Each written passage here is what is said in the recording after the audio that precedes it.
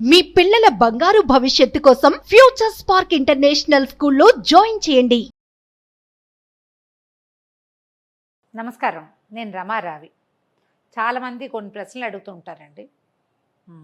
మా అబ్బాయి మాట విండు, ఫోకస్డ్గా ఉండడు, కాన్సన్ట్రేట్ చేయట్లేదు, వాడికి 6 ఏళ్ళు 7 ఏళ్ళు అంతే ఉంటాయి. అమ్మ ఏమైనా పరిహారం చెప్పండి. ఒకటి అక్కడి నుంచి మా అబ్బాయికి పెళ్ళి అవ్వట్లేదండి, ఎన్ని సంబంధాలు చూసినా కుదరటం లేదు, దానికి పరిష్కారం చెప్పండి. ఈ 2 రకాల మెసేజ్లు డజన్ల కొద్దీ వస్తాయండి. నేను అనుకుంటా నేనేదో అప్పుడప్పుడు కొంచెం మంచి మాట్లాడతాను, మిగిలినవన్నీ కథలే చెప్తా కదా.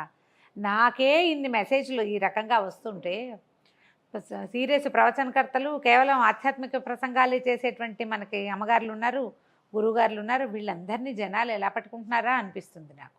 పట్టుకోవడం తప్పంటలేదండి. పరిహారం వేరు, పరిష్కారం వేరు. కొన్నిటికి పరిహారాలు ఉంటాయి, కొన్నిటికి పరిష్కారాలు ఉంటాయి. పరిహారానికి పరిష్కారం ఉండదు, పరిష్కారానికి పరిహారం ఉండదు.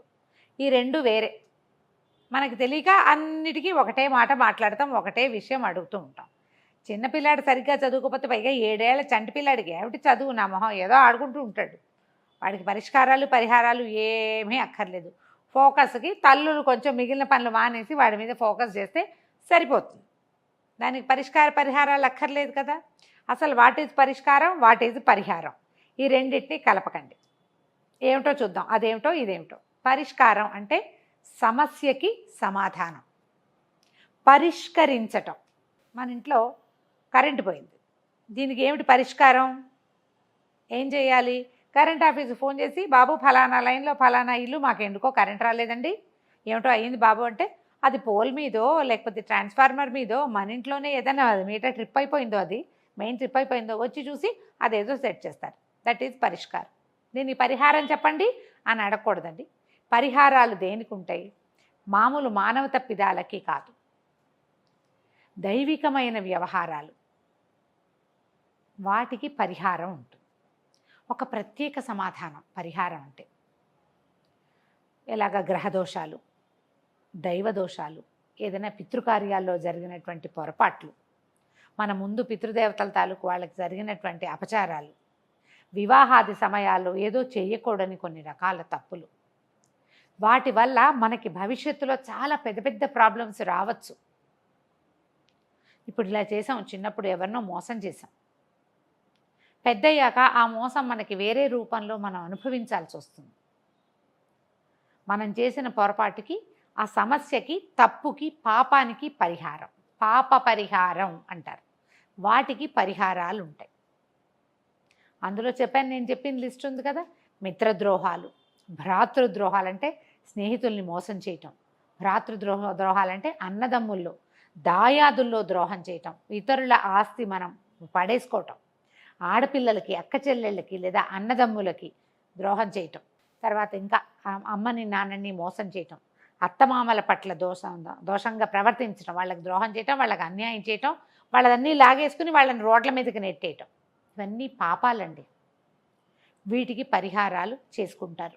పూర్తిగా ఏం పోవండి, మనం వాటి ఫలితం అనుభవించాల్సి వస్తుంది, ఏదో కొంచెం తగ్గుతుంది. ఇక పరిష్కారాలు, కొట్లాటలు, పోట్లాటలు, ఇద్దరు కూర్చుని మాట్లాడుకుంటే డిసైడ్ అయిపోయే వ్యవహారాలకి పరిష్కరించడం.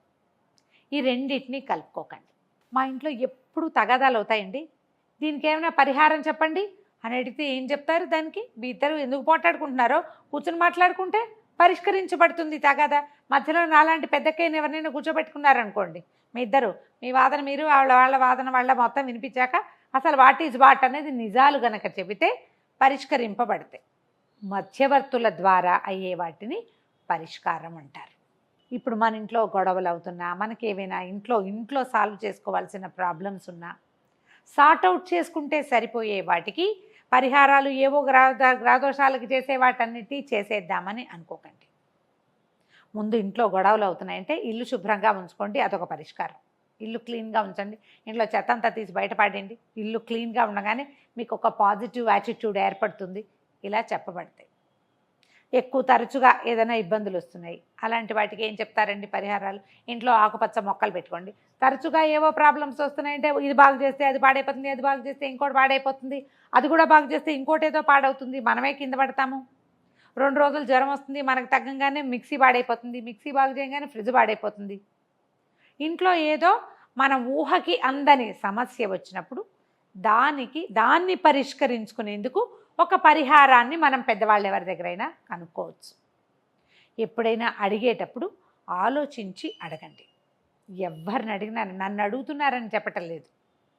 ఈ టీవీ ప్రోగ్రామ్స్ చూస్తామండి, బోళ్ళంతమంది గురుగారులు టీవీలలో పాపం ఒక అరగంట మనకు సమయం ఇస్తారు. ఈ గురుగారు మా అబ్బాయికి పెళ్ళి అవ్వట్లేదండి, గురుగారు మా అమ్మాయికి పెళ్ళి అవ్వట్లేదండి, మా పిల్లాడు చదువుకోవట్లేదండి, ఫారిన్ ఛాన్స్ రావట్లేదండి, మా ఇంట్లో ఎప్పుడు తగాదాలు అవుతాయండి, పాపం ఇలా ఏదో అడుగుతారు. ఎవరి సమస్యలు వాళ్ళవి కదండి. ప్రతిదానికి ఒక సమాధానం కావాలి కదా మనకి. అడిగినప్పుడు ఏదో గురుగారులు వ్యవహారాలు చెప్తుంటారా. చాలామంది అండి పిల్లాడు 5వ క్లాసు, పిల్లాడు 8వ క్లాసు, వాడు మాట వింటలేదు, ఫోన్ వదలటం లేదు. ఏమిటో దానికి ఒక పరిహారం కావాలా మీకు? దానికి పరిష్కారం ఏమిటి? ముందు మీరు బుద్ధిగా ఉండటం, మీరు ఫోన్లు వాడడం మానేయడం, ఇది కదా. ఎవరినో అడగకుండా ముందు మనం సాల్వ్ చేసుకోగలమేమో ప్రయత్నం చేయండి అమ్మా. ప్రతి వాళ్ళు కూడా సమస్య మనది అంటే సమాధానం డెఫినెట్గా మన దగ్గరే ఉంటుంది. ఇప్పుడు చూడండి, మన ఇంటికి ఒక తాళం కప్ప ఉంది, దానికి చెవి ఉందా లేదా? చెవి లేని తాళం కప్పలు ఉంటాయి ఎక్కడైనా? చేస్తారా? తాళం కప్ప చెవి కలిపే కదా చేస్తారు, అవునా కాదా? అదొకటి ఉందంటే రెండోది గ్యారంటీగా పోవచ్చు, ఎక్కడైనా వెతుక్కోవాలి, లేదా అలాంటిది చేయించుకోవాలి, అంతే కదా. ఆలోచించి చేయండి. ఎవరినైనా ప్రశ్నలు అడిగే ముందు ఈ సమస్యకి మనం సాల్వ్ చేసుకోగలమా, మన ఇంట్లో వరకే మనకి మనం మాట్లాడుకుని, దీనికి ఒకళ్ళతో ఒకళ్ళకి సయోధ్య ఉండాలండి. ఫ్యామిలీ మెంబర్స్లో చాలామంది ఏం చేస్తారంటే ఇంట్లో వాళ్ళతో మాట్లాడకుండా బయట ఎవరి దగ్గర సమాధానాలు తీసుకోవాలని చూస్తారు. మొదట మీలో మీరు సార్ట్అవుట్ చేసుకుంటే, మనలో మనం మాట్లాడుకుంటే, మన ఇంట్లో పెద్దవాళ్ళతోటి మాట్లాడితే చాలా సమస్యలకి పరిహారాలు కూడా దొరుకుతాయమ్మా. మొదట కుటుంబంతో బాంధవ్యాన్ని ఉంచుకోండి. తర్వాత చుట్టూతా ఉన్న వాళ్ళందరితోటి, సమాజంతో మంచి బాంధవ్యంతో, మంచి స్నేహంతో మెలగండి. మీ చాలా ప్రశ్నలకి సమాధానాలు మన క్లోజ్ సర్కిల్స్లోనే దొరికేస్తాయి.